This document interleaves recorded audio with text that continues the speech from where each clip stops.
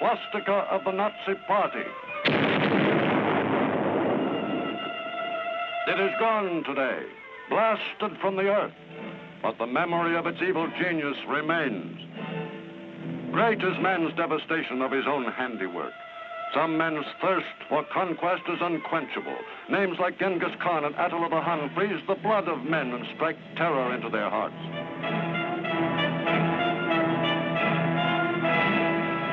Such a name was Adolf Hitler.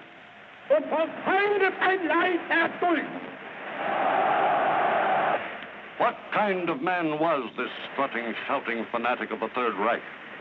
If anyone really knew Adolf Hitler, surely it was his own family. Here is Adolf Hitler's sister today. Her name is Paula Wolf.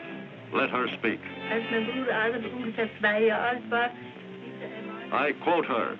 When we children played together, my brother Adolf was always the leader. All the others did what he told them to do. They must have had an instinct that his will was stronger than theirs. Father wanted Adolf to become a government official as he was himself, but my brother could not make up his mind. He wasn't the type to sit all the time, and therefore, as a government official, he would not feel at home.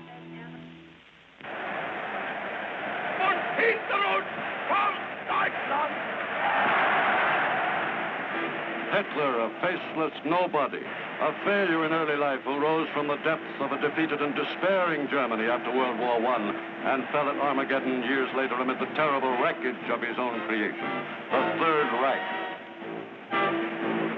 To historians, Hitler's success with the German masses stemmed from his gift of oratory, from his speeches, which had something of Wagnerian music, a foggy conglomeration of gods and heroes and blood and race.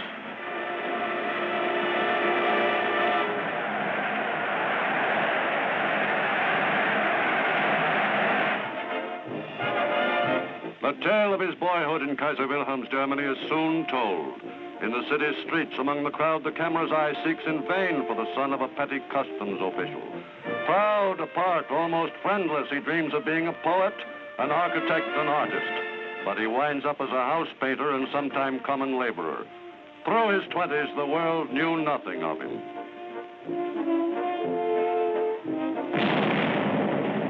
(1914).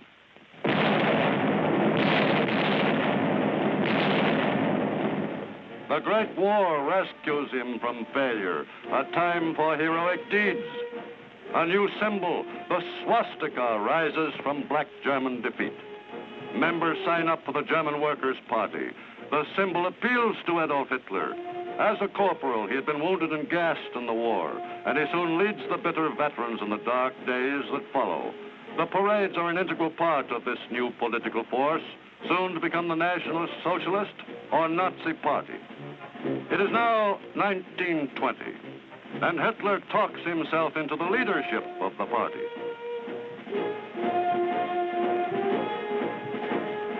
(1923), Hitler and General Ludendorff lead the abortive beer hall riots in Munich. Hitler goes to prison, and the fanatic Dr. Goebbels takes over the party. From headquarters in Munich, Goebbels screams, "We build the Third Reich on propaganda." While the parades go on, Hitler sits in Landsberg prison and writes Mein Kampf, the Bible of the Nazi movement, the answer to unemployment, breadlines, depression. Fight, fight. Julius Schaub, an early follower of Hitler and a fellow prisoner during Germany's days of desperation, talks now. Während unserer gemeinsamen Festungszeit im Land. I quote, "While we were prisoners together at Landsberg, Adolf Hitler spent the mornings working on his book, Mein Kampf. In the evening after supper, when we came together, he used to read us several chapters from his book. There were discussions. The main participants in these discussions were Hess, Griebel, and Dr. Weber. For us young people, it was a training school, if I may say so, because at that time we hadn't realized just what Adolf Hitler was planning to do." Out of prison and now a hero, a happy Hitler resumes control of the party. The fascist salute, borrowed from Mussolini, becomes part of the ritual, along with the banners and the rallies. Other close ties with the Italian fascists are built. Hitler and Rudolf Hess greet Mussolini in Munich, perhaps seeking to learn the way to seize power. The anti-Semite fanatic Julius Streicher is there, and the groundwork is laid for cooperation between the fascists and the Nazis before Mussolini returned to Rome. Behind the pattern of demonstrations, parades, inflammatory speeches, and rituals lies a diabolical purpose. Hitler says in Mein Kampf, man is a fighting animal. A nation, being a community of fighters, is a fighting unit. Any living organism which ceases to fight is doomed to destruction. The present government is weak. Therefore, true Germans must fight this government, conceived in shame and perpetuated in weakness. In speech after speech, Hitler screams his dogma at the German people. Nazi meetings begin to look more like military maneuvers than political rallies. 1928. Hitler has 12 seats in the German Reichstag. By 1930, the World Depression is strangling Germany. Hitler now has an ally. Rioting and disorders play into the hands of the Nazis. And by 1932, they hold 230 seats. Violence and intimidation become part of the pattern. Their newspapers, filled with inflammatory propaganda, carry the message. 1932, Hindenburg defeats Hitler for the presidency by a slim margin, the beginning of the end for him.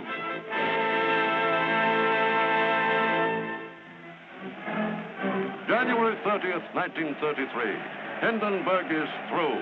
Hitler is named Chancellor, and in a torchlight parade, his followers pay pagan homage to the undisputed master of Germany. The Stahlhelm or steel hats, the SS elite guards, and the SA stormtroopers are all there, and they will spread terror throughout the land. Hitler now has the support of the big German cartels. Hitler is now able to put into practice his thesis as spelled out in Mein Kampf, that the aim of all education and all effort is to produce a German who can become a soldier.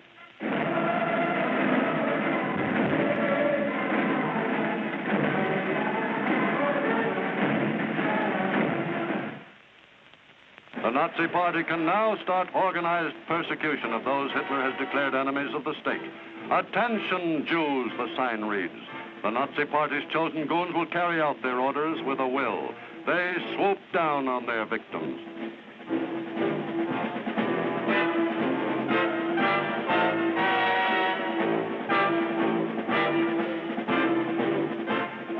Homes are broken into day and night.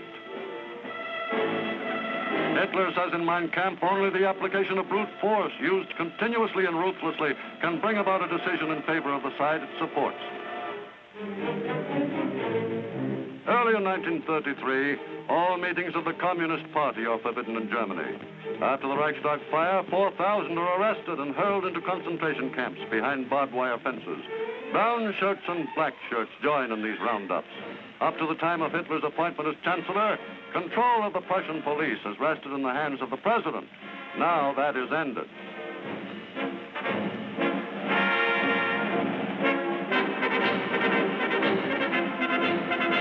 The Prussian police are commanded by Hermann Goering, whose beer barrel shape contrasts with the lean, hard bodies of the men under his command. But there's not to reason why or to question the will of the Führer.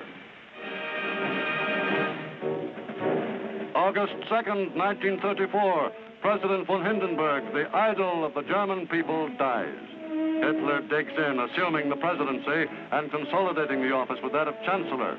He prods the German people toward his goal at an ever-quickening pace. The Nazi Party consolidates its strength and follows its blueprint to dominate the entire country. Hitler begins to acquire the glassy stare of the self-convinced messiah and has already become a total dictator. Several months earlier, he told a dismayed Reichstag the details of his first bloodbath. Minister President Hermann Goering, Hitler says, has been the avenging angel of the Führer. Kurt von Schleicher and his wife have been shot dead. Captain Ernest Röhm, once Hitler's companion, is gone. Cries out Hitler, if anyone reproaches me and asks why I did not resort to the regular courts of justice, then I say this. In this hour, I was responsible for the fate of the German people.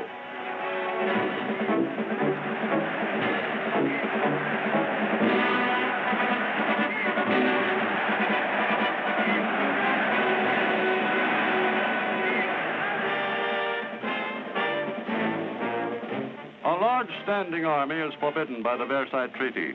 But for a long time, the Nazis have managed to circumvent this. Since 1925, they have had an organization known as the Reichswehr, under Baldur von Schirach, the youth organizer. There is a cadet corps and a phony labor corps. Every village, every town, every city adds to the roster of young men trained to serve as soldiers of the Reich.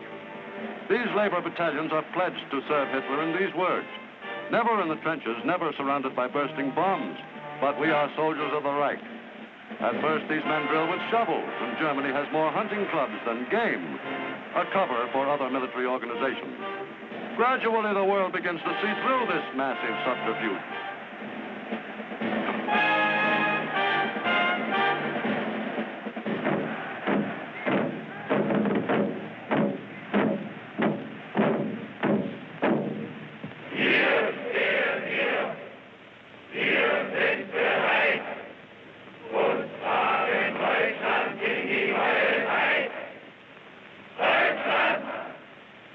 Kamerad, woher stammst du? Aus Friesenland. Und du, Kamerad? Aus Schlesien. Von der Saar. Ein Volk, ein Führer, ein Reich, Deutschland!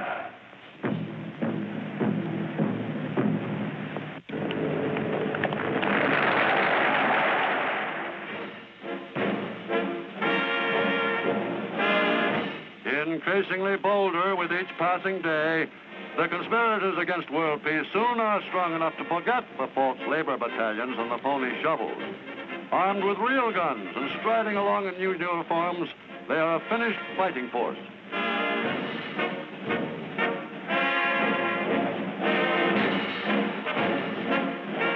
Cavalry, another violation of the Versailles Treaty, whose framers remembered the feared Uhlans, passes in review before the Reichswehr.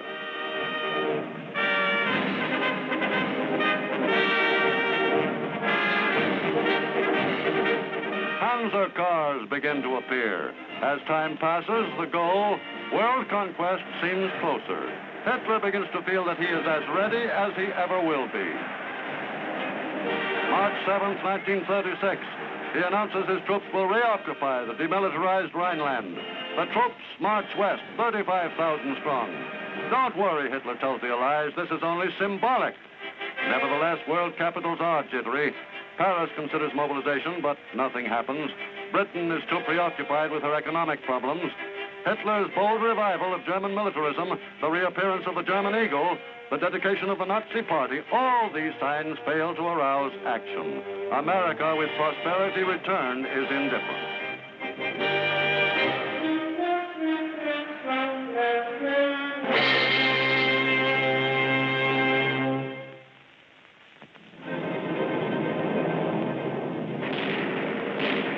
By 1938, Hitler has an air force of 1,500 first-class fighters, tanks and panzer cars for his slick motorized division, and 3.5 million trained soldiers.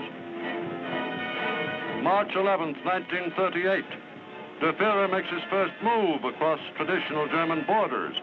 He invades Austria, and within 2 days, a puppet Austrian chancellor proclaims the unification of the two countries. Another diplomatic card in Hitler's hand, the revived German Navy, a nightmare to Britain with her exposed sea lanes.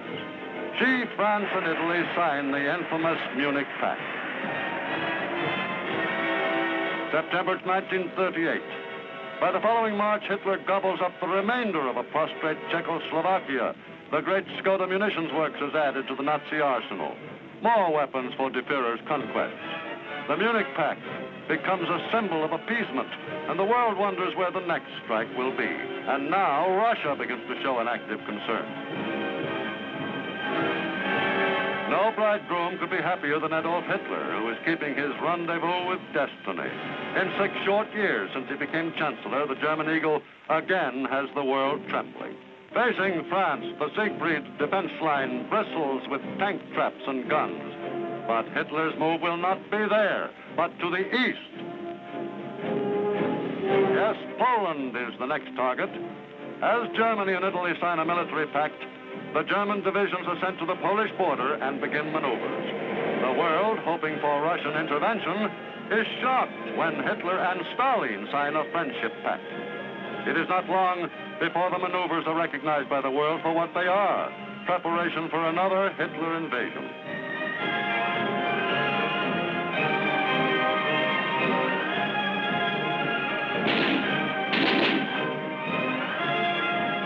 To the Polish border, Hitler has sent divisions of cavalry to cope with the Polish mud when it becomes too difficult for the mechanized divisions. Everything goes according to plan. Out of the youth groups have come divisions of hardened soldiers ready to die for the fatherland. Out of the young groups of athletes who practice jumping come the tough paratroopers ready to strike with lightning speed. From the glider clubs, supposedly sports clubs, come the trained pilots to man the Messerschmitts.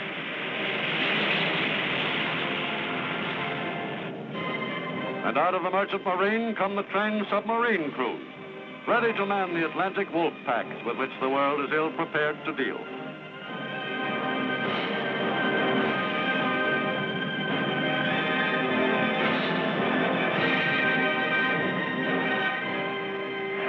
Yes, the youth groups are serving their purpose in the Nazi master plan. September 1st, 1939. Germany's radio stations crackle out the warnings, stand by, something big. Inside one heavily guarded studio, the Minister of Propaganda, Joseph Goebbels, speaks. The news is world-shaking. Germany has invaded Poland. Within 2 days, France and Britain have in turn declared war upon Germany. From the balcony of the Reich Chancellery, Adolf Hitler speaks to the people. Let us do duty. He is shocked and furious at the Allies who come to the aid of Poland. There is fighting in the streets of Danzig, desperate fighting all over Poland.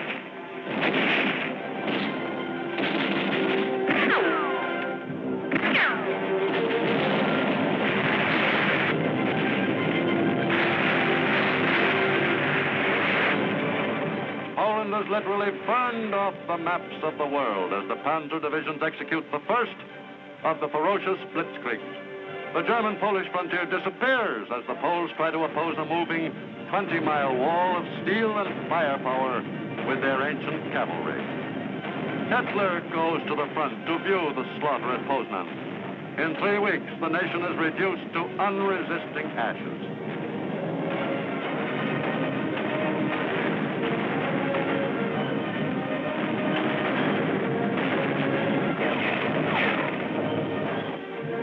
Britain and France had decided to come to the aid of the stricken country, but there is little they can do.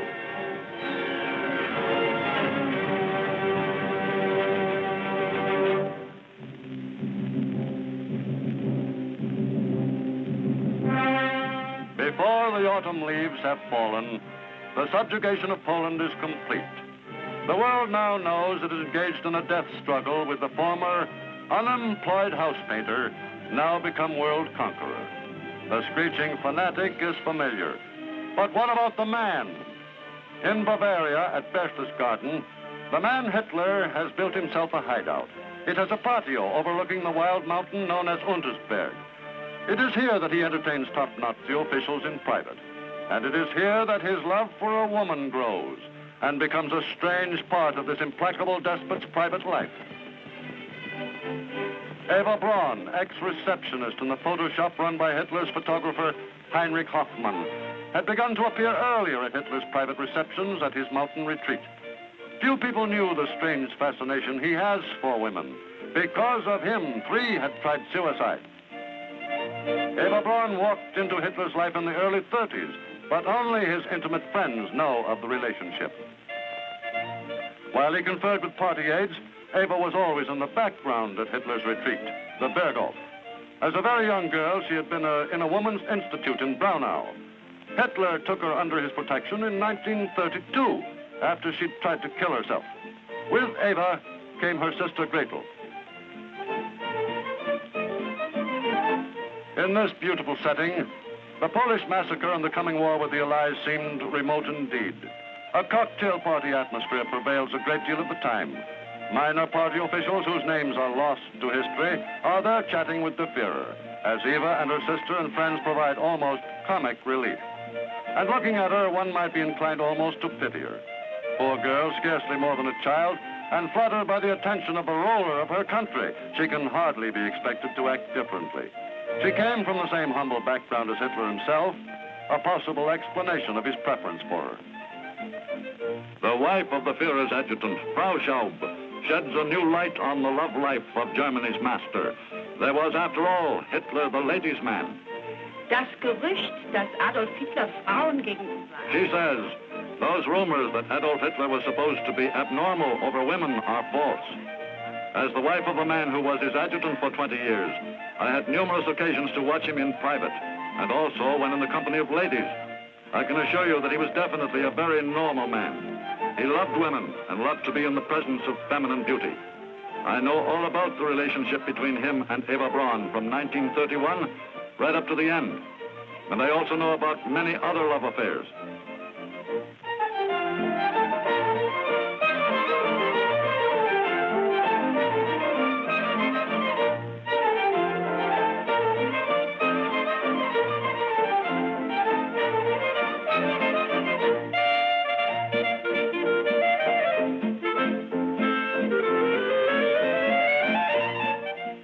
Eva first was seen with Hitler in his house in Munich, and then at the Berchtesgaden hideout when that was built.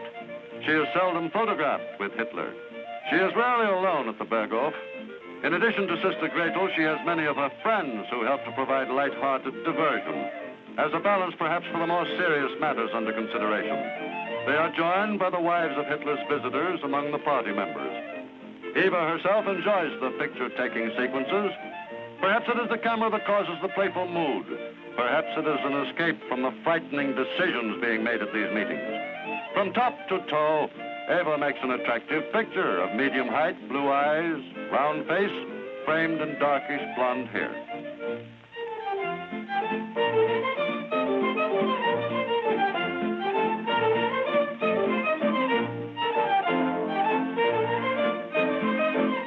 We have no comment from Hitler about his sweetheart. From others come varying opinions. Says Heinrich Hoffmann, who discovered her, she is an ordinary, pretty little shop girl with all the frivolity and vanity of her kind. To Dr. Goebbels, she is that stupid flapper. Knowing how Hitler despises fatness in any form, Eva spends a few hours a day in exercise.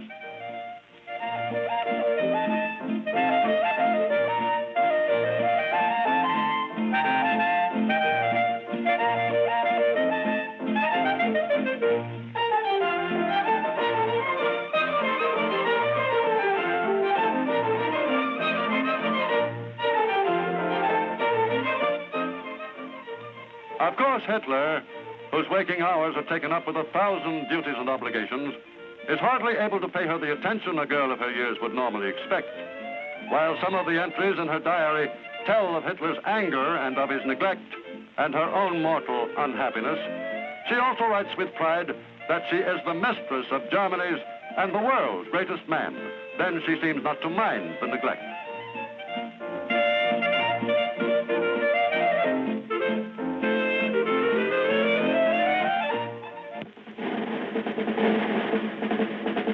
In the Berghof, the housekeeper has long been Frau Raubel, who is Hitler's half-sister.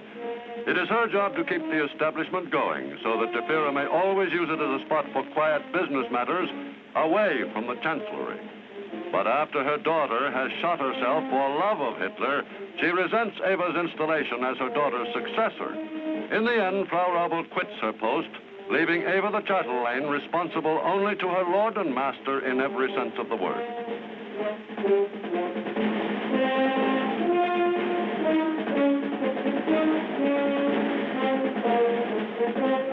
Over the years, Hitler's bodyguard, the brutal Martin Bormann, turns the Berghof into a second chancellery, which is always awaiting guests. It has seen such notable personalities as Mussolini, Count Ciano, the Duke and Duchess of Windsor, others too numerous to mention. This is a reception on the lighter side, however. The chief figure in this group is Herr Professor Goebbels, a frequent visitor to the Berghof. Adolf and Eva pose together for home movies. Then Goebbels and Eva's younger sister, Gretel. Gretel is a more fastidious girl than Eva. In time, she will marry Hitler's aide-de-camp, Hermann Fegelein, and suffer tragedy when he is shot by Bormann as a traitor to Hitler. Hitler's most intimate advisors say they don't know at what point the frivolous Eva becomes his mistress. As the wildfire of the war spreads, Hitler more frequently seeks the companionship of Eva.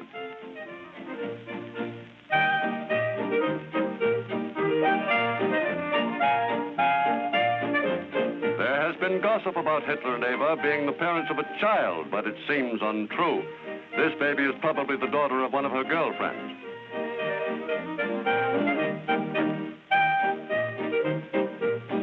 Here is the Führer in a happy mood.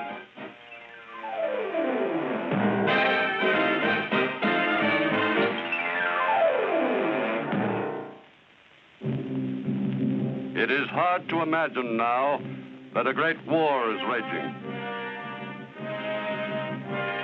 Hitler's private guard is ready for a visitor. The only intimation of war comes when someone like Count Ciano, Mussolini's son-in-law, comes to Berchtesgaden. Hitler wants to know when Benito is going to keep his promise to come into the war. Several months have gone by and Italy is still neutral. But this serious business does not interfere with the round of gay swimming parties featuring Eva Braun and her friends in a kind of water ballet. The fact that Britain and France are going to make a real effort to cut short the mad career of her lover does not curtail the daily diving practice.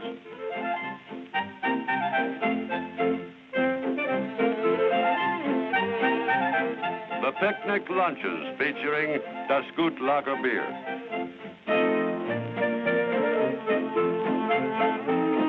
Another episode starring Eva with a supporting cast of Nazi leaders visiting Berchtesgaden. Perhaps the habit of stripping the possessions from enemies of the Reich has caused them to forget their manners.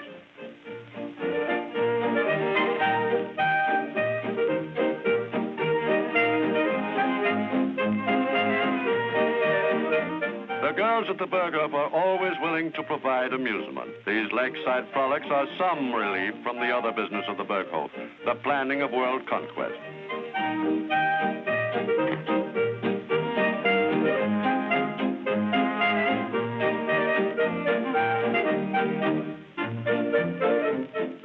Still more water sports. It is the era of the rubber raft in the Bavarian lakes near the Berghof, and fun for the visiting leaders of the self-styled master race.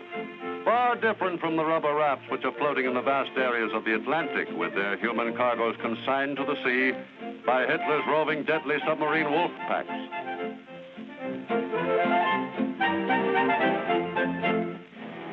A graphic report for the Führer. Enemy dead, and the plans for further conquest. It is now spring again, April 9th in 1940, and the Nazi planes are in another sky. After a brief show of air might and the march of a few divisions, Denmark and Norway fall before the German army. These tiny countries cannot resist the concentrated might of German arms and take their orders for surrender over the German-controlled radio stations.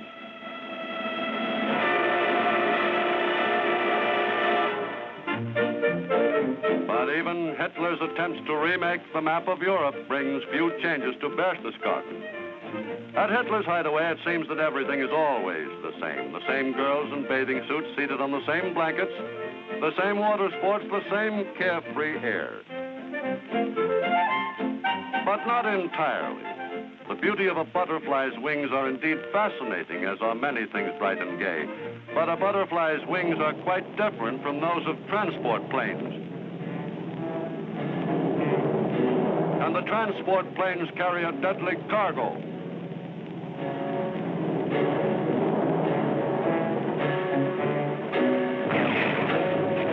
With blinding swiftness, the chain lightning of the Panzer strikes into Holland. Surrender is almost immediate, then into Belgium.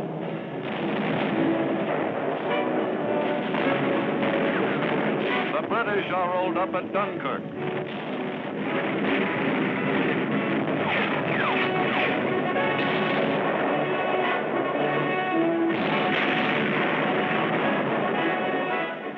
This time, Paris in the spring is a sad Paris. For the second time in a century, German troops march through the Arc de Triomphe. June 22nd, 1940, in the same railway car in the forest of Compiègne, which witnessed the German humiliation of 1918, the French are forced to sign the unhappy armistice. Among the Germans, there are congratulations all around, and the Führer, really letting himself go for once, almost dances a little jig. After a visit to the Paris Opera House, Hitler goes back to Berchtesgaden. He is spending more and more time in the old familiar haunts now, strolling the paths from the Berghof to the tea house that has been built for him.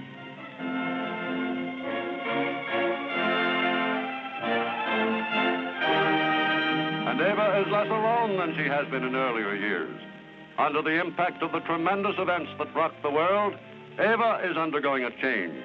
She senses the role she plays in her lover's drama, and this time, with Julius Streicher as guest, she acts with more dignity.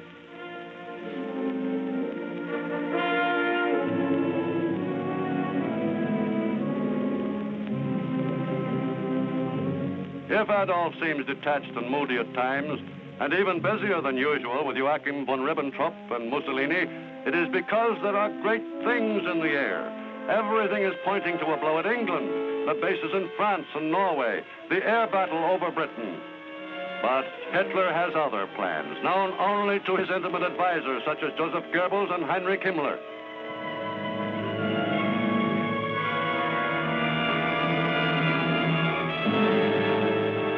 June 22nd, 1941.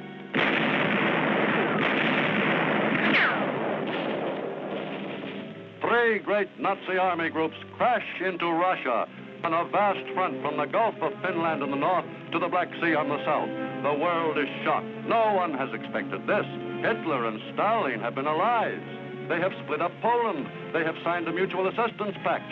The drive carries deep into Russian territory.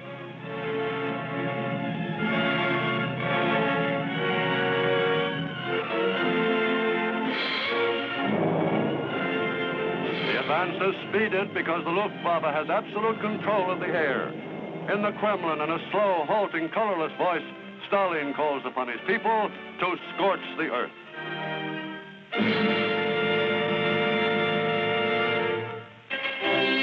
But the Japanese attack on Pearl Harbor on December 7th, 1941, has brought new allies and generals to the Supreme Command.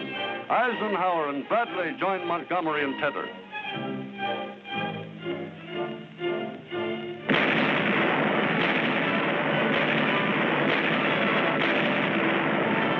1942. American troops invade North Africa.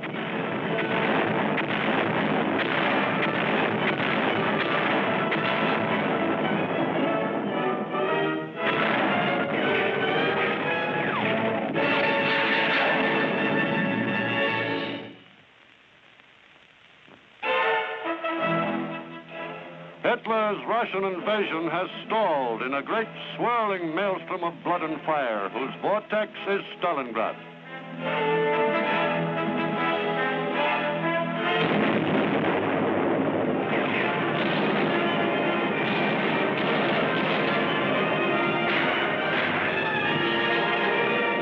July 10th, 1943, the Allies invade Sicily. Hitler has Mussolini in for a conference. The Führer does not like the way things are going in the South. There is a saying, dictators ride to and fro on tigers, which they dare not dismount.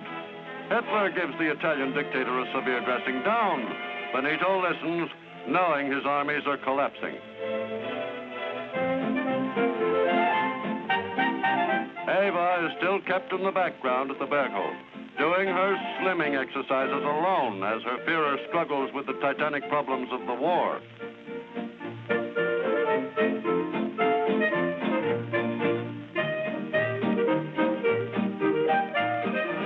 How can he keep his factories supplying the troops despite mass Allied air raids? How to get more work out of slave laborers whose will to work must be created through terror and torture, and whose physical energy is being sapped by the lack of food due to the strain on the German economy.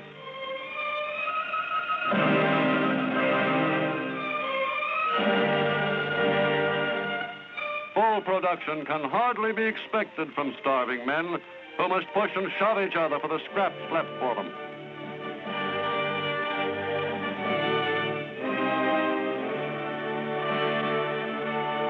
Their desperate existence is hardly considered by the residents of the Führer's private retreat atop the mountain in Bavaria, Eva and her friends. During the summer of 1943, the Rhine maidens of the Berghof seem little concerned that their world is soon to crumble in the consuming flames of the Allied counterattack. Little Eva and her friends hardly have the capacity for such speculation. Her sister Gretel, heavier now, joins in the enjoyment in one of the crystal streams near the Berghof.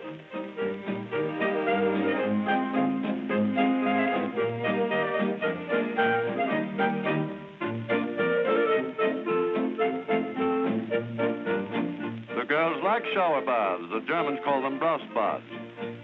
This falls makes a natural one, cooling on this hot summer's day. But the showers of the German concentration camps are a different kind of shower. In place of the cooling mountain water, their jets carry deadly cyanide gas, showers of death for the unwanted, race extermination.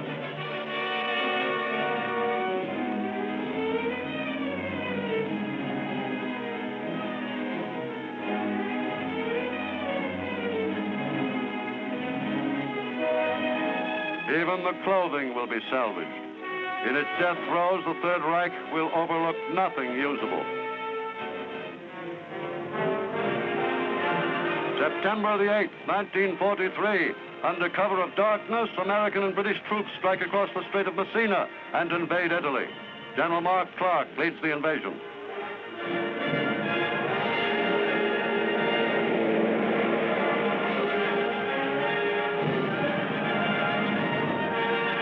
Scratch one dictator, Mussolini. German paratroopers rescue him from the prison in which he has been held in protective custody. Brought to Hitler, he thanks his savior profusely. He will live to be hung by his heels in the public square at Milan.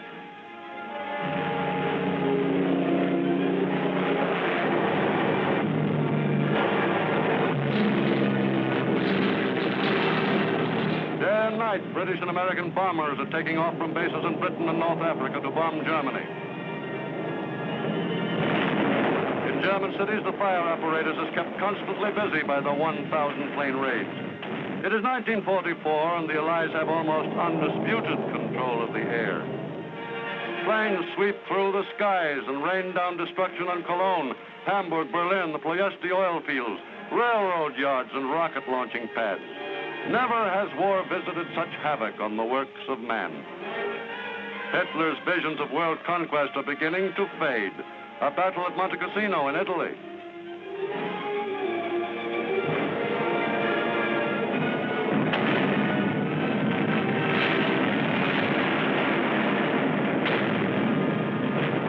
Soldiers of many nations are in the bitter fight for the monastery.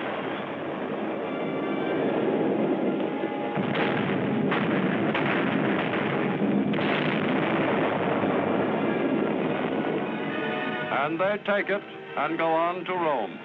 This is truly an allied army. They understand each other, the universal sign language. The ones who can't understand are the bombed-out civilians.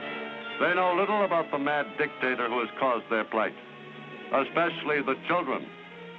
Along the shell-torn roads they trudge, seeking shelter.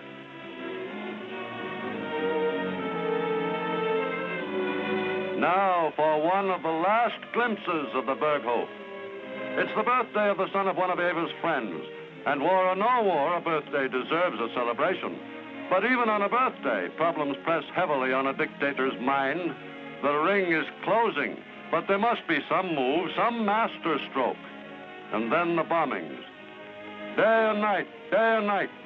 This is the repayment with interest for Warsaw and Rotterdam and Coventry. Yes, the little fellow gets a birthday party. What will the next one be like? Will there be a next one?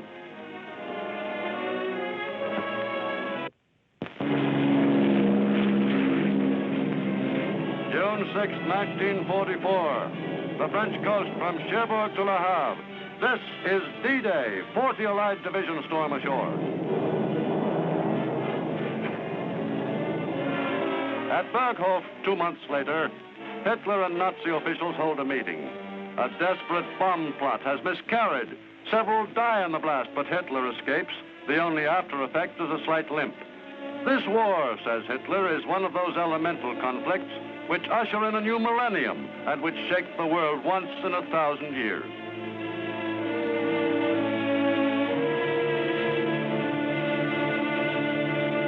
This is Schaub, who was then personal aide-de-camp. Stalingrad. He says Adolf Hitler's state of health got a lot worse because of the setbacks on the front, especially after the Battle of Stalingrad. He couldn't sleep, his nerves got worse, and he was forced to take to medicine. But I must kill all those rumors. His brain was perfectly in order, right up to his death.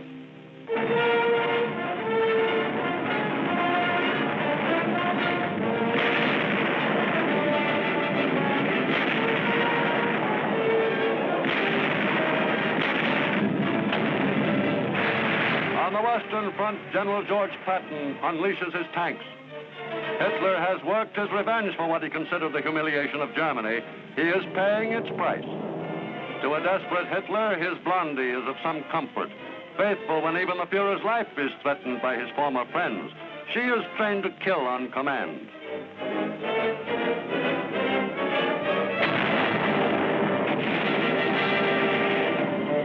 On the Russian front, things go from bad to worse.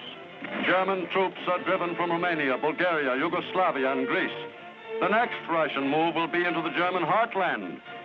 German troops bravely face the massive Russian attacks with the inevitable results when troops are outmanned and outgunned and hungry and cold. You never see a goose step in the snow. Disaster follows disaster. The Allies storm across France and double their aerial assaults on Germany itself. German troops are surrendering now by the thousand.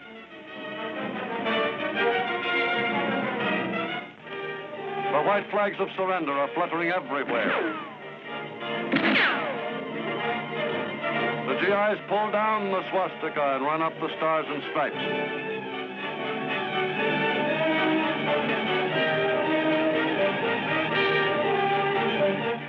So be it, Hitler tells himself. If the Third Reich must fall, let it be to the Americans. But even this is not to be. There has been a deal at Yalta. The British and Americans are to draw up along the Elbe and let the Russians take Berlin. Hitler sees the handwriting on the wall. He must go to Berlin to turn the rout into victory or fall in the attempt. And so, he and Eva Braun go there and install themselves in the Chancellery. There he screams for greater sacrifices.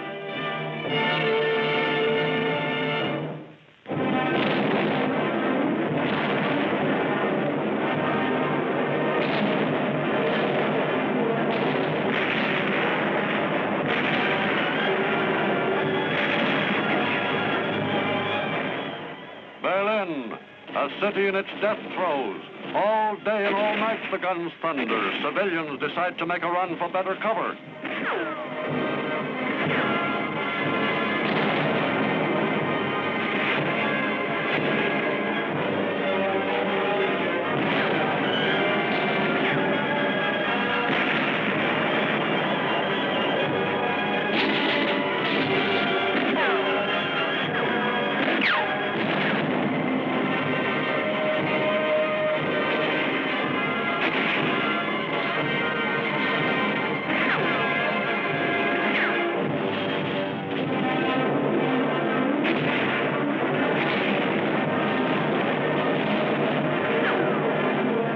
After a while, you get so you take chances.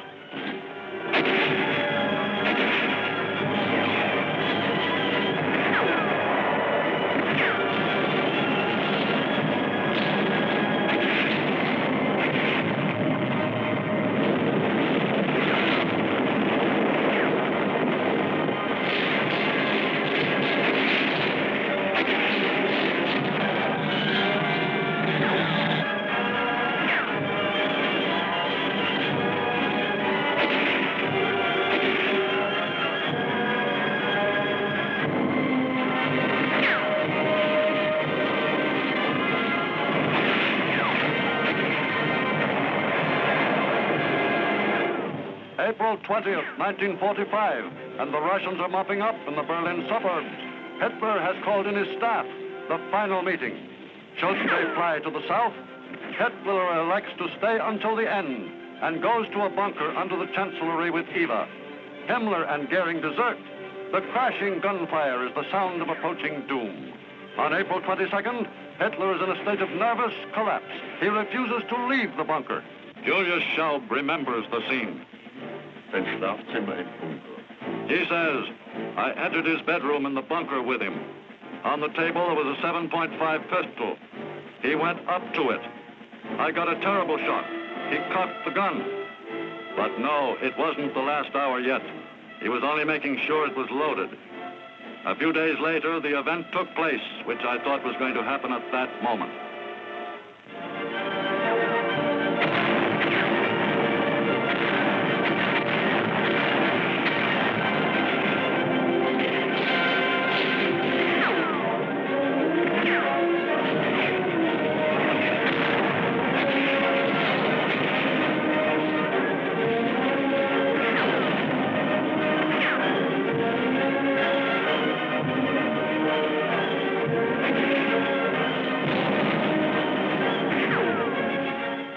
Defenders of Berlin are routed out.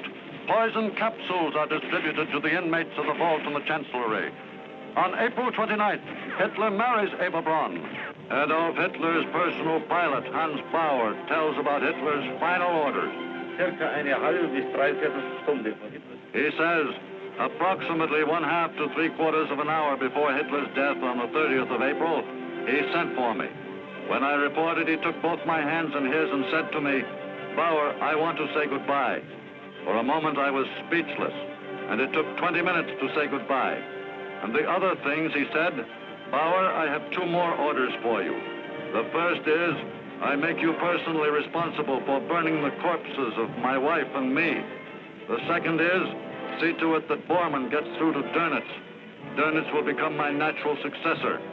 I have given Bormann large numbers of orders and documents to take with him to Dönitz. All the time I was struck by Hitler's clear way of speaking. I couldn't believe that this was to be the finish.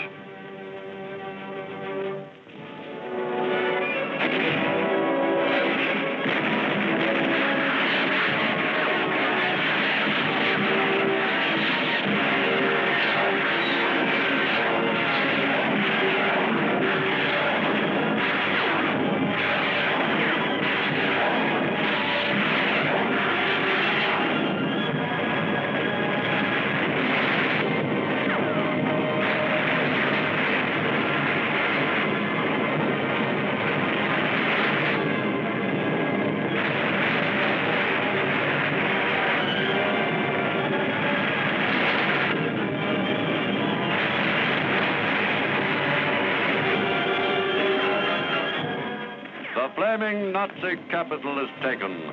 The last defenders are hauled from their holes. Amid the complete ruin, it is difficult to find out what happened to the fallen Nazi idol, but the full story is pieced together later. In the basement of the Chancellery, Adolf Hitler shoots and kills himself. Eva takes poison and dies.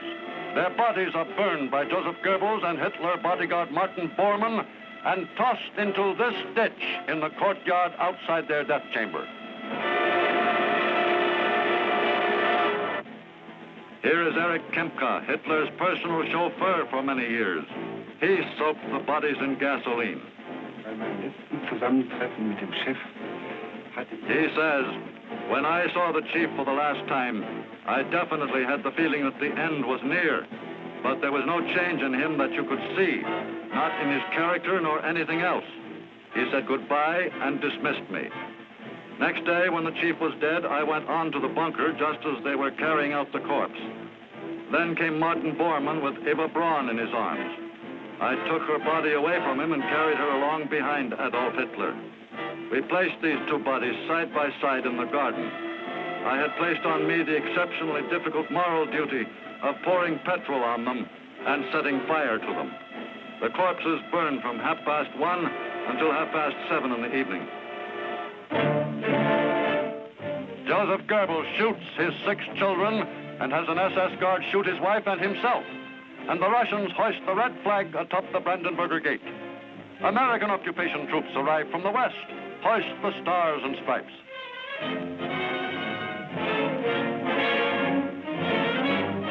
Allied leaders, including American generals and Russian generals, take over. The Third Reich dies in a last convulsive catastrophe. The guns crackle sporadically. The Russians are shooting all suspicious persons.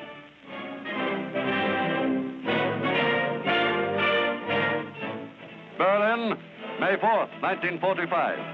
A city of smoldering ruins, which, like Phoenix, must rise from the ashes of itself. Adolf Hitler has left a mark on his country, which will be remembered for 1,000 years. The 1,000 years he said his Third Reich would endure.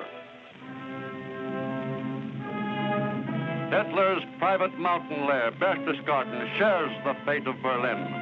The scene of his trysts with Eva Braun is a shambles. The actors have left the scene forever. The Nazi leaders are dead or in prison, and the female lead, Eva herself, is a rotting corpse, charred beyond recognition. And what shall we say of the principal actor, the part-time common laborer whose dream of leading his people to world conquest ran the gamut of violence, torture, concentration camps, mass death chambers, and ended in utter destruction. In death, as in life, Adolf Hitler remains the sinister symbol of tyranny, the ruthless tyrant whose mad ambition did not stop with the enslavement of his own people, but stopped only after it had unleashed upon the world the most brutal war in recorded history.